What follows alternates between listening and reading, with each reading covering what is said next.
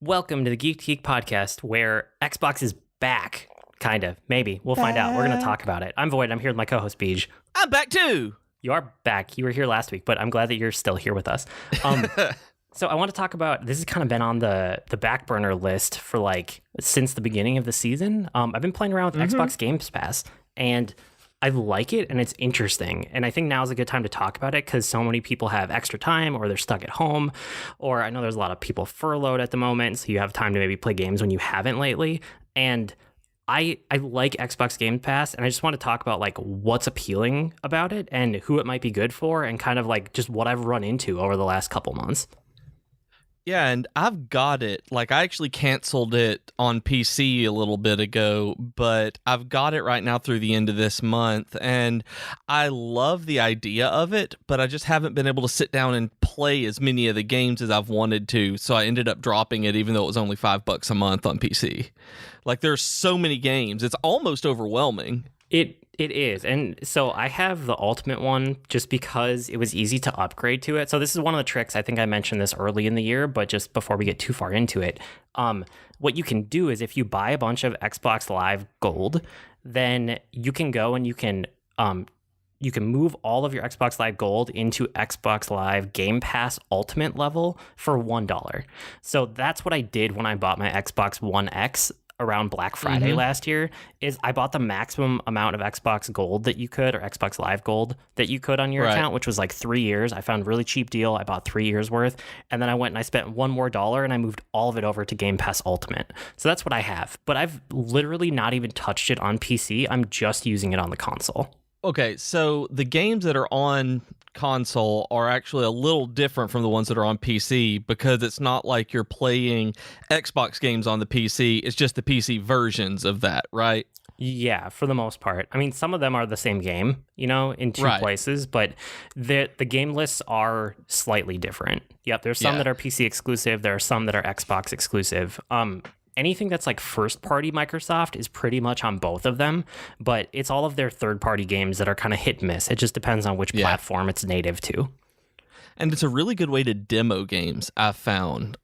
There are games that I've wanted to play but not really wanted to spend the money on, where this is I want to say it's a cheaper way than Steam Returns because you're not getting it for free within the 2 hours, but you can play a lot more and be like, nah, this isn't really for me, or, I'd like this better on a different console, or for me on PC, oh, this is great, but I'd like to play this on my Switch, kind of like I did with Ori, stuff like that, where it's a great way for me to try to see if I want to play it on something other than PC.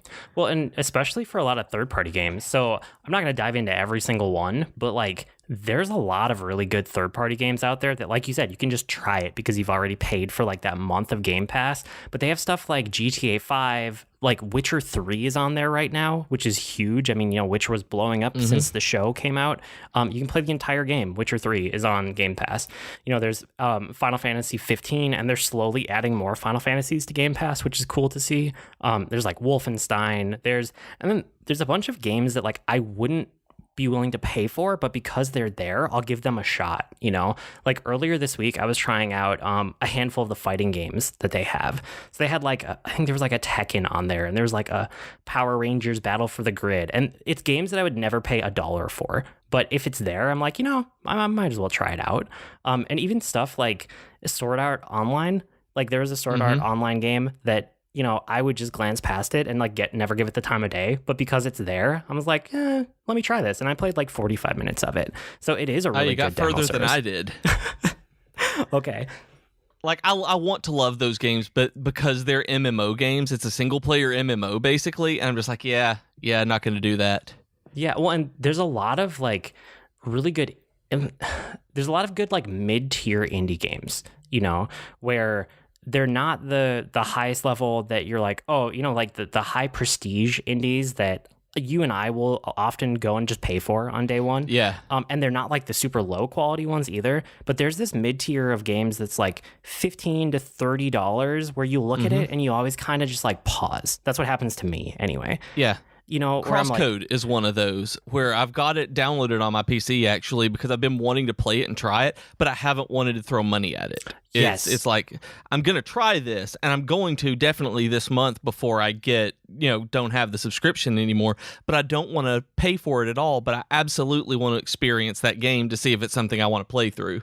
Oh, absolutely. And for me, the big one that stuck out was Indivisible, which is a game that I had been keeping an eye on. It's this like mid-tier indie game, just like we're talking about. And it had this hand-drawn animation style that was really interesting. It was kind of a mix of like a Metroidvania and a Valkyrie profile, and it had some RPG combat, and it was interesting, but it wasn't quite interesting enough that I was willing to spend like the $25 that it was. Whereas it's on Game Pass, and I'm like, oh yeah. So I played like 3 hours of it and kind of got my fill, and then I didn't feel like I had to commit to it. So I was like, I got enough. I'm done with this game, and I stepped away from it. But that was a really good experience to have. Yeah, and that's just kind of the way the entire platform works. I guess it's not a platform, the service works, where it's just really good. Like, it's really making me think about getting an Xbox, whatever the next one is called. I can't even remember. Is it just the Xbox X? It's Xbox Series X is the next one. Super weird. I'll never remember that. And it's making me think about getting that one, but I've had it brought up to me again, like the PS4 or PS5 I guess is gonna have more exclusives, and so but this is still one where I'll probably end up getting a Series X I still don't have an Xbox One, but I'll probably get one early in its life cycle just because of Game Pass. Well, and this is one of the reasons that I grabbed the Xbox One X last Black Friday, is because it was cheap and it's at the end of the life cycle, so I can kind of play all the games on it. And the other thing that Microsoft had announced is that they're not going to have anything exclusive to the Series X, so the new one coming out soon, for a while. They didn't give it an exact timeline, but it sounds like at least a year, if not 2 years, where all of the games are going to be backwards compatible, at least to like the Xbox One X, which is what I have already. I feel like I'm talking in circles with their naming conventions here. Yeah, but all of the future ones in the next year or two, I should be able to play on the hardware I have. So I don't have to go out and buy the brand new one right when it comes out. You will be absolutely fine. I mean, it's like somebody who bought a PS4 Pro cheap. It's like you're good through the next generation. Like there's not anything that you really have to worry about. You're not going to have to upgrade again. They're not going to be putting out another update to it. Well, it's one of the things where PlayStation and Xbox are differing here, because PlayStation 5, they've said that, yeah, there's going to be exclusives on day one that are PS5 only. And the Xbox Series X is like, nope, nothing that's only on this platform. There will be stuff that's only on Microsoft, but you'll be able to play it on the Xbox One or the Xbox One X or on this new Series X for at least like the next year or two. So Microsoft is trying to be more like a PC almost, where it's like, yeah, you need to upgrade every once in a while, but you don't always need to upgrade right away. I didn't realize that was the way they were going to do. They were still going to support the previous hardware even when this one came out, like with new titles.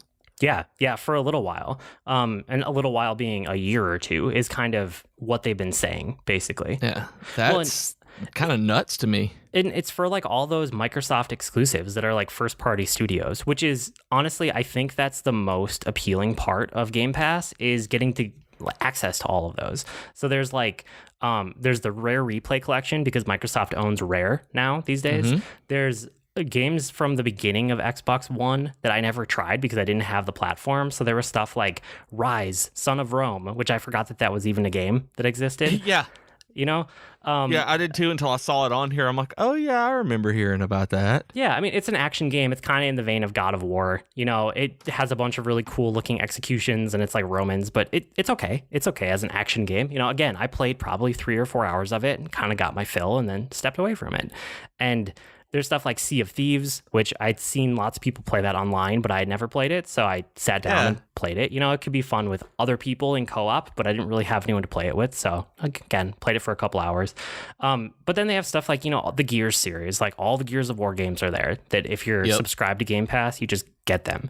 And like Bleeding Edge, which is a new like PvP game that just came out, or the whole Halo series. So like the Halo Master Chief Collection, it's a lot of Halo, but it's awesome. Like if you love Halo, it's literally every Halo game except for like Halo 5 And then you also Wow. get Halo 5 as its own executable because you have Game Pass.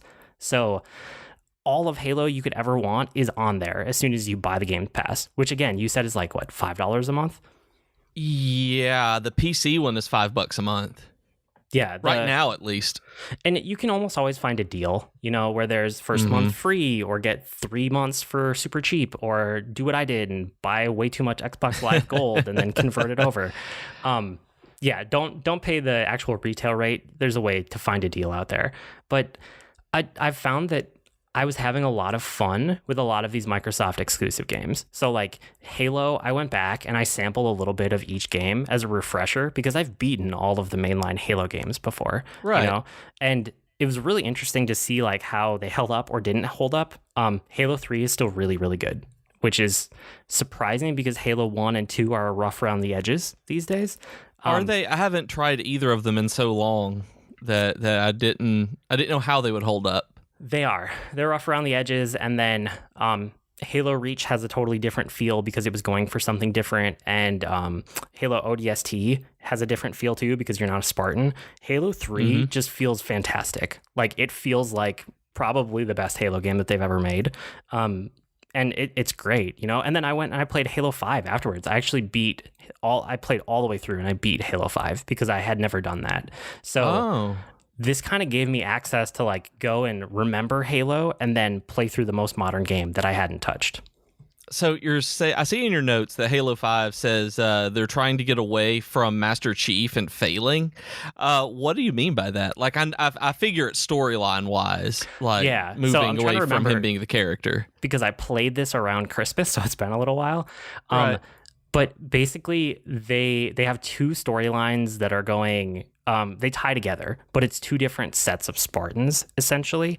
And one is Master Chief and his core team that's kind of been with him in, if not in the games, at least in the lore since the very beginning, like the original Spartans. And then there's a secondary team that are like the new wave of Spartans, and it pulls in people like, is it... Oh, I'm going to forget the name. Is it like Buck? The guy who's Nathan Fillion in ODST? No idea. Yeah, I don't remember either, even though I just sampled it a little while ago. But like they made him into a Spartan and they made like other characters into Spartans that weren't originally. And so there's what is it? It's like blue team and then there's one other team. And so you jump back and forth between these two different teams of Spartans. And it really felt like they were trying to see, okay, we can have the Master Chief storyline over here, but what if we do this new team over here? And every time I was with the other team, I was like, I just kind of want to get back to Master Chief and see what he's up to. So that was the feel that I got from that game. Yeah, that's always hard when you have someone like a narrative like that you're used to and a character that moving into the next generation of them, if it's not handled right, which it sounds like they're actually maybe trying to handle it right. But at the same time, if they're just not as interesting to move forward, it can be a complete buzzkill. Like it's just like, yeah, this series isn't for me anymore. Yeah, and Halo 5 was interesting because like it's fine. Like it's fine. It's Halo and it's fine. But there's nothing really new or groundbreaking there at all. And it made me see why Halo games don't really get as much buzz anymore the way that they used to. Because I remember Halo 2 was this huge event and Halo 3 was this huge event. And then by the time Halo 4 came around, people were kind of checking out. And then I felt like I heard almost nothing about Halo 5 when it came out. I'm thinking the same thing. It's like I heard more about Gears 5 than I did about Halo 5. Yeah, and Gears 5 is really solid too. I played through probably about half of it. I had fun with Gears. I went back and did a little bit of Gears 4 because I never beat that one. I had beat 1 through 3. And yeah, this is just it's been a really good way for me to sample the entire exclusive catalog of Microsoft stuff that I've missed out on by not having like an Xbox One for the last few years. And it's a really good way to do it. And now I feel like because I have the Xbox One X, I'm also set up for the next Halo that's coming out. Is it later this year or early next year? And then the next couple sets of Microsoft games because they're going to be supported on the hardware that I just bought. Yeah, I have no idea about stuff like that. Yeah. Like I realized that it's these exclusives that really make it fantastic, but it's also that for me the Microsoft exclusives aren't generally the kinds of games that I like spending a lot of time with, that I like playing for just a short amount of time, which is why Game Pass seems like the best way for it. Because when you said that you played about half a Gears 5, it's like, yeah, that's about what I do every time. Anytime I've picked up a Gears game, I'll play about half of it and be like, okay, and then I just don't push forward past a certain part. It's but that's what Game Pass kind of not wants you to do, but allows you to do. Oh yeah, it's perfect for that kind of consumption of games, right? Like that's what I did with Halo Wars also. Like I went back and I played a couple missions from Halo Wars, and then I played a couple missions from Halo Wars 2, and I kind of understood what they were giving me and got my fill, and then went on to the next game, because there's like 150 games there to just let me try the next one. They have stuff like Forza Horizon 4, which I tried that out, and I'm not a huge fan of sim racing games, even though this is their more approachable one, apparently, because it's Horizon instead of just straight up Forza. But it's something that I would never have given the time of day, but it was there and it's Microsoft exclusive. And I was like, why not try it? Might as well. And I had fun with it for, 3-4 hours. And then I was like, okay, done with this one too. I will say the highlight for me so far has been Crackdown 3, which is surprising. I get that. But I loved it. Like, it's one of the only Game Pass games that I beat all the way through to completion. Like, I finished Crackdown 3 because I was having so much fun with it, and I kind of just mainlined it over a weekend. Not even on purpose. It was just what I wanted to be doing with my time because it was so much fun. Wow. Like, I remember it being announced, and I don't really recall it being released because not one of my types of games, really.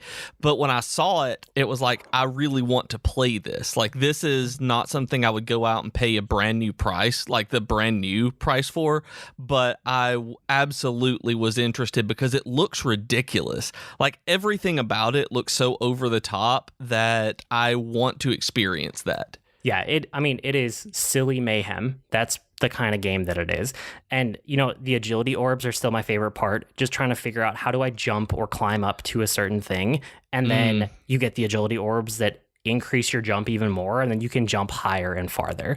And that was one of my favorite core loops in the original game, and it's just as fun here. But it's a really fun map game, and by map game, I mean Assassin's Creed and the Ubisoft model, and something where you can pull open your map and see a million different things that you can be doing. This was great. This was great for that. I just put on some podcasts, put on some audiobooks, and just kind of had silly mayhem fun for a full weekend, and I loved my time with it. So of all of the Xbox Game Pass games, I did not think this was going to be my standout one, but it has been my absolute favorite so far. That makes me so happy because it's not at all what I would have expected from you. Like, you're right. That is as far away from the games that I would have thought you would love, like just really latch onto. Like, I didn't think it was going to be, I figured it would be an indie game. Where you were like, yeah, I'm so glad that I experienced this. But no, it's Crackdown 3.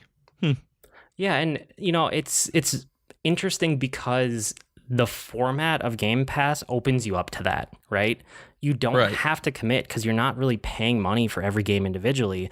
It's just, here's all these games, try whatever. And you could bounce off something that you thought you were excited for, and then you could latch onto something that you weren't even going to give the time of day, but you did because it was there. And you're like, I might as well try it. So it's been super interesting. And before we jump off of Game Pass totally, I want to talk about a couple things I noticed just because I've been away from the Xbox system for a little while. One of them is that there are a couple things that I didn't even realize about the Xbox One X, or probably just the Xbox One as well, that they stick out because I've been away since 360, right? And one of the things is there are rumble triggers on the Xbox One, which is kind of cool. I mostly noticed it during the driving and racing games that I tried, but the actual triggers themselves rumble. If you're in a shooting game, so like Halo or Gears 5 or whatever, they'll rumble in time with the guns that you're shooting. Or if you're driving, you'll get road feedback on the trigger, which is really cool. It's almost like, tire feedback when you're actually driving. Not quite because it's a controller, but the idea is there. And then the other thing that it's so dumb, I almost feel bad mentioning it, but Achievements are so much more satisfying on the Xbox. Yeah. Oh, on Xbox than just PlayStation? Oh, yeah. Yeah. Like, See, I feel that way about Steam. Like, I don't care about getting a Steam achievement. It's like, oh, cool, that's a thing, even if it's doing the same thing on one of the others. I've started liking the PlayStation trophies. I'm like, oh, yeah, I got a trophy. What is it about the achievements on Xbox that are even different from that? I think it's the sound. I think it's like as dumb and as simple as the animation and the sound, which is all of 5 seconds that you notice it. But there's something about that like specific bleep bloop on Xbox that just gets me. It's like a dopamine hit. Whereas on PlayStation, I have the same reaction that you do. I'm like, oh, a trophy, cool. Whereas on Xbox, I'm like, yes, an achievement. And I don't know why I'm programmed that way. Maybe it is because I did so much 360 and this is kind of coming back to it for me, but they just feel so much more satisfying on Xbox. I'm going right now as we're doing this. I'm looking it up on YouTube to see what it sounds like. Yes, you should do I'm that. hitting play. Huh. Yeah, I could see that. I could absolutely see that being more just as you're doing it, it just sounds more epic. It does. It sounds more epic. It's more interesting. Not that I dislike PlayStation trophies. I like them just fine. I have fun with them. But there's something visceral about the Xbox One that it's just not the same on the PlayStation. Yeah, it's not. Like, this is... Huh. That's weird. Like, I'm stammering because I never would have thought about it. I didn't either. That's why I had to write it down once I figured it out. And I think it's the noise and the animation, and there's not a lot else to it. It can't really be anything else because most of the achievements are identical on the different platforms. So it's not the act of getting it, right? It's not the act of getting it. It's not the interaction with it. It's really just getting it, like the animation and the sound behind it. Yep, and that sound, you're right. I was just like watching multiple videos of it, like from gameplay or just the achievement box and stuff. Yeah, I absolutely see how when you get that, it would be more of the dopamine hit because it makes you feel as though you've actually achieved something with the like new epic sound it has. Yeah, whereas PlayStation's like, I don't know, it's almost a notification. And it's like, hey, you did a thing. Yeah, Xbox is like, you got an achievement. It's very subjective, but I noticed it. And then one of the things, not everything about the Xbox is fantastic. The UI is just junk. It's still horrible. Still don't like it. I don't like it. Even after using it now since November, I do not like the UI of like the main dashboard or the OS at all. And the other thing that's really frustrating for me is suspending games on Xbox is not good. Like, PlayStation 4, I'm so used to just hitting the PlayStation button and like putting the system to sleep and walking away, and it has never failed me, right? In the last, 7 years that system has been out, I have never had a suspended game fail unless I literally had the power turn off in my house. Yeah, that's what I was about to say. The only time that I've ever lost anything was when power dropped and I didn't have it saved. Yeah, and on Xbox One, I have lost so many suspended games just because I clicked on the wrong thing in a menu. And it doesn't make it obvious to you when turning off the system will lose a suspended game, or when going and visiting a certain part of the UI might suddenly get rid of your suspended game. There's no warning or anything. And I guess I just came to expect it because the PlayStation is so good at it, but the Xbox is not. So that was one of my frustration points, is that suspending games just doesn't seem to work as often as it does on PS4. And that makes me really sad because it's one of the biggest things about just the current generation of consoles that I like the most. That it is being able to turn off the Switch and just walk away, just hit the PlayStation button and open something else, or just hit the PlayStation button and go. Like, it makes me sad that the Xbox wouldn't be like that, that there are issues with it. It tries to. And the frustrating thing is, I'm a technical person and I still can't tell you why the ones failed me. Huh. Like, I don't know what the series of events was, or if I didn't do something in the right order, or if I hit, I don't know. I just don't know. Whereas on PlayStation, it just works, right? Yeah. But one of the things they've said about like PS5 and the new Xbox Series X, when that comes out for next gen, is that you'll be able to suspend multiple games at once. And I'm Oh. hoping that they're doing that in a way that makes it a lot easier and that it fails a lot less. Yeah, that would be great. Like having multiples open at the same time would be so nice because that's a big issue for me on not wanting to start like Persona 5 of just going back in and having to get everything reloaded and get where I am. Just being able to unsuspend it for whatever I need to do would be a much smoother, much more likely option for me. Yeah. And the last thing that I have to mention, because I liked it a lot, and so this is me getting away from nitpicking again, I really like the Game Pass app on my phone. It's one of the few apps that I actually turn notifications on for, because it will give me a notification every time new games are available on Game Pass, and I can tap into it, and I can just, from wherever I am, I can tell it, oh yeah, go ahead and download this and install it on my Xbox. So that the next time I walk over to my system, it's just ready to play. And so, at the moment, we're all home because it's pandemic season.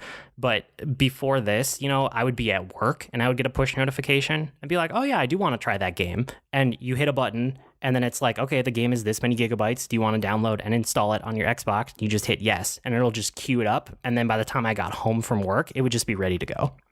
See, and that was going to be one of my questions was, do you download them on the Xbox One or do you stream them? Because on the PC, you download them. So I was just curious if it was a different experience on the console itself. No, it's all downloads still. Cool. Yeah.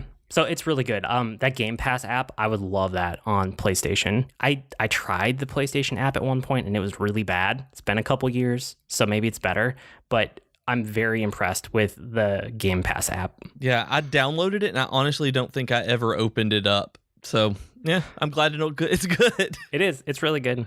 So, yeah, I think if you are a person who already owns an Xbox One or have missed out on the Microsoft exclusives and you want to get those and try them, or if you're someone who just wants to sample a bunch of games and you don't want to pay $60 every time, any of those people could get a lot of stuff out of Xbox Game Pass. So I'm having fun with it. I like it a lot, right? I still love my PlayStation. I'm still planning on buying a PS5. It doesn't change my mind about that. But I like this format and I like this structure of trying games and getting exclusives and new games all the time and just kind of paying a subscription. And I'm okay with it. And yeah, it's a good service. I like it. Yeah, that's something where I will, especially given the way that they're doing backwards compatibility, it seems like it's going to be worth the extra shell out eventually to grab one of the Series X's and just play everything. Yeah, for sure. So that's probably it about Xbox Games Pass for today. Before we get on to Weekly Geekery, don't forget you can support the podcast at patreon.com/geek2geekcast. Everything you guys help with goes right back to the network and right back to the shows. And speaking of that, we have a network. There's a bunch of podcasts. We have streamers. We have the Geekery blog.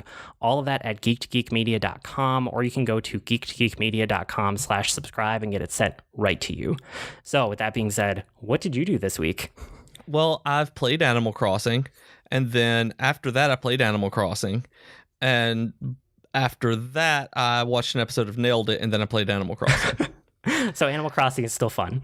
Yes, I really, really love this game. It's hard to describe how much I did. And Jennifer said it to her friends before that I don't know if at any other time in world history, if we would have latched onto it like we have right now. But being quarantined, having this here is just a great way for us to interact with our family and our friends. We are all the time interacting with someone, and it helps a great deal. Final Fantasy XIV is the same way.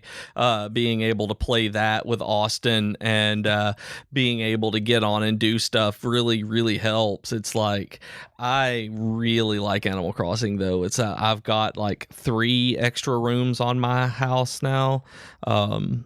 I've got the main room, the back room, and both side rooms. So when I pay off my current debt, which is 768,000 bells, I will get the second story, I think. So I'm excited about that one. Wow, that's awesome. I am not that far yet, so you've surpassed me, but I'm still having fun with it. I've been playing it not quite every day. I'm probably at every other day right now. And I'm slowing down on it, which is exactly what I said was going to happen. But I'm having a lot of fun, and I like it a lot. And I'm going to keep playing it because it's a great palate cleanser, and it's really good in quarantine, like you said. It really is. Just being able to sit down and chill helps a lot. And it's like Jennifer pointed out that I like grinding a lot more than she does. So it's like whenever I have a goal, it's like, oh, I'm going to go do this or that. And I'm going to go to this mystery island and make sure that I can make all of this money or do this. I'm working toward that. And I just kind of do it. That's what I enjoy in games. It's I know Austin and I were talking on Dragon Quest FM one time about how I like just grinding on metal slimes. Like Dragon Quest 9, it was just fun going out and killing those, running around in circles for a while and leveling up my characters. It's that with Animal Crossing and making bells and finding new recipes and things. It's got my goals on the island, and I think I like this, like the town building on this one a lot more than I like it on like Dragon Quest Builders 2, which because I don't have to start from scratch with this one. It's like I have these buildings, I have these things that are set, but I can just do what I want with them, and I really like that part of it. That's cool. Yeah, that makes a lot of sense to me. And it's just a lot of fun. I've started Pocket Camp again from it because I knew that there were crossover items, so I got those. And just seeing what some of the animals are out there, what they're like, I wanted to see as they're going to move in, and looked up things on the internet to see what other people are building, and people are nuts good at this game. Like being able to create stuff, like it is mind-blowing how people create things. Like it is crazy. And I also decided to emulate the first one. Like I'd never played any of these before, so I went and downloaded the very first Animal Crossing game and played it on Dolphin. And this series has come a long way. It's really interesting to go back that far though and see just what the GameCube was doing. Like I'm actually tempted to keep playing it a little bit just to see what more comes on. Yeah, it's interesting because the core of the game is still basically the same, but it has also come a long way at the same time.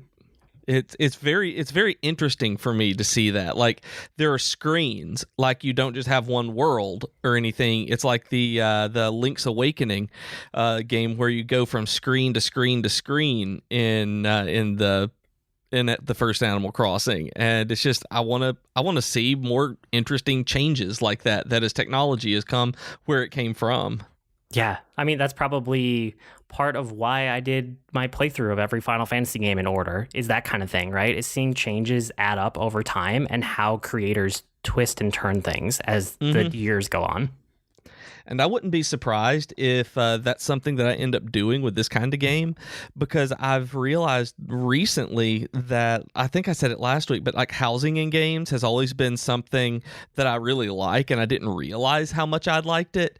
And so it's this might be something that I end up going back and doing and playing, like some of the first one, going to New Leaf and City Folk and all of that stuff just to try them and see with these types of games. I'm going to give Stardew Valley another shot and see if it's something I like now that I've wrapped my head around what I like about these kinds of games and what I don't when it comes to like Minecraft and like straight up just building games.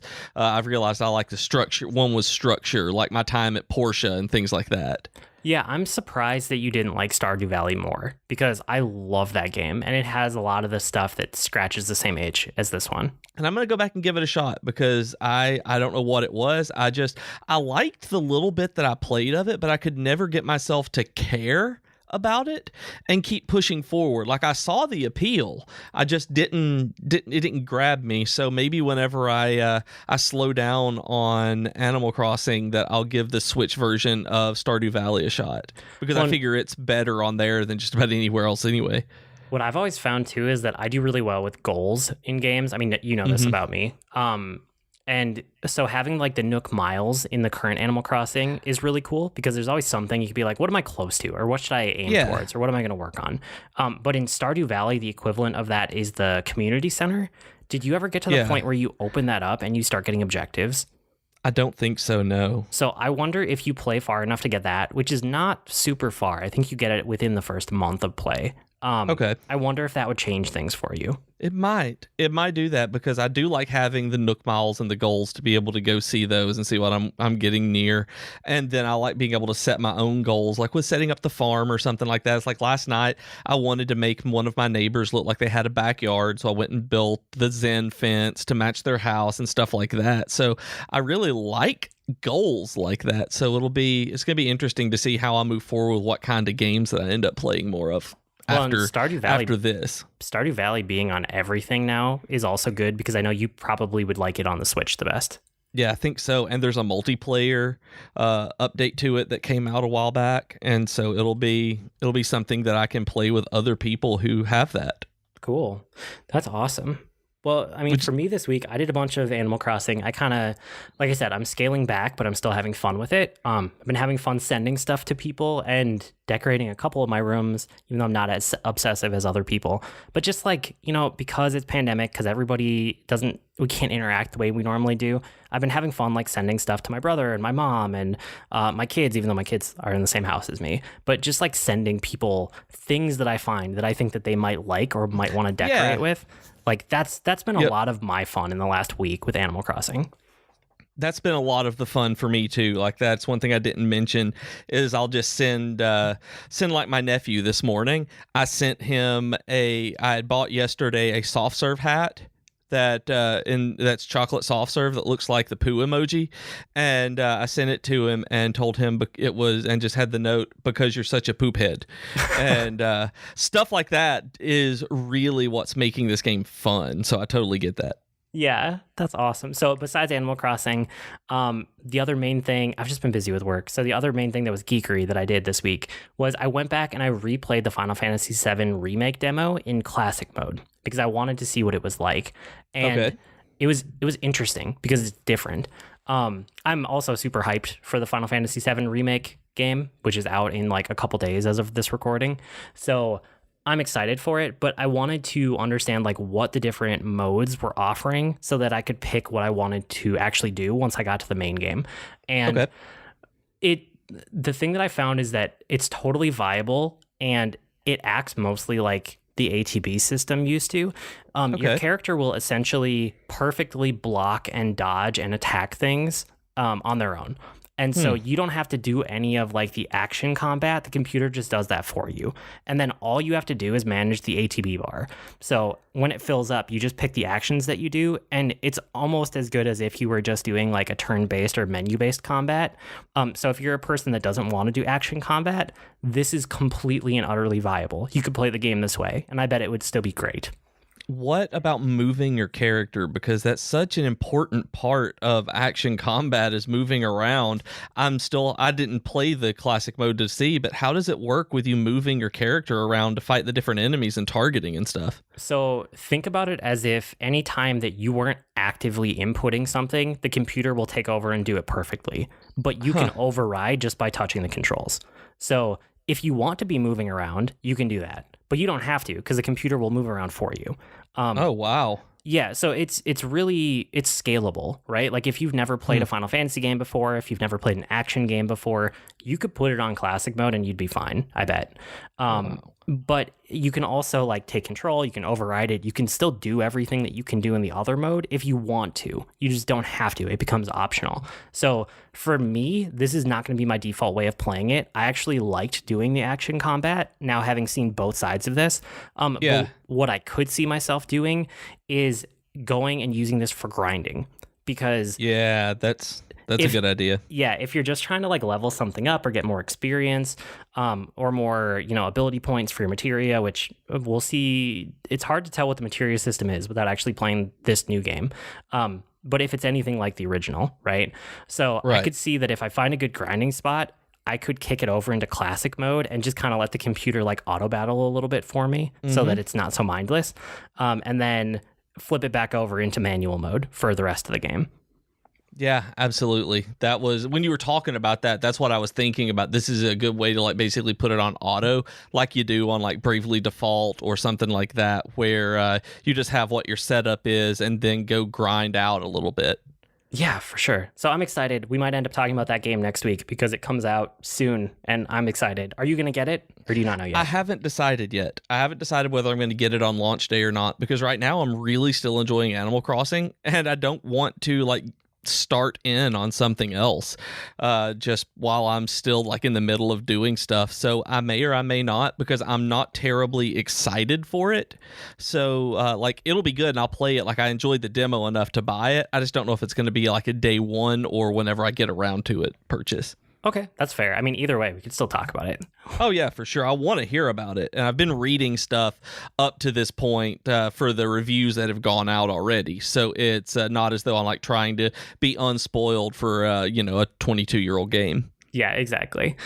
Okay, that's probably it for this week. You guys can write to us with comments, suggestions, or feedback. Our email address is geek2geekcast@gmail.com, or reach us on Twitter @geek2geekcast. We also have some great discussions on Slack, Discord, and Reddit. You can go to geek2geekmedia.com for invite links, and while you're there, make sure to check out all the other content on the network. I blog at agreenmushroom.com, and you can find me at grnmushroom. That's green mushroom without the E's on Twitter. I'm also on the Disney Forever podcast, where we watch and react to a different Disney movie every week. And I'm on Twitter as @Professor Beej. That's Beej with 2 E's. And you can listen to me even more on the Dragon Quest FM podcast, where we talk about Dragon Quest RPGs. We've been Void and Beej with your Geek to Geek podcast. That'll do it for this week. See you next week, geeks. Bye, geeks.